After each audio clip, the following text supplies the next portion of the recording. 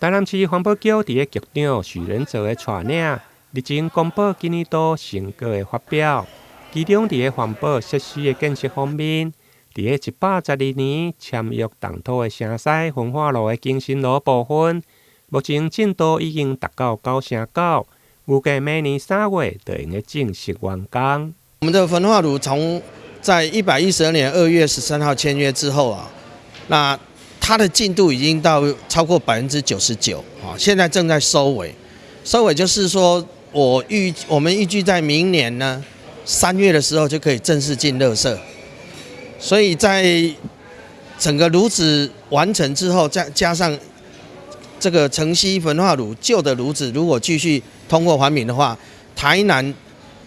自己來處理自己的垃圾絕對沒有問題，而且還有餘裕量哈。那當然，這個餘裕量中央也在跟我們談有沒有合作的空間去做調度哈。不過這個調度上還是要議會同意啊。另外，在裸露糞掃的部分，因為進前捌傳出盜火的事件，局長嘛表示，在城西更新爐完成以後，會先來處理裸露糞掃的部分，大約需要1-2冬的時間。在管理上並無問題。羅垃圾現在問題主要是在於說，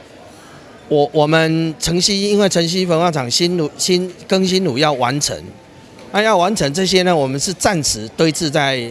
我們這個城西掩埋場的二期的這個土地上。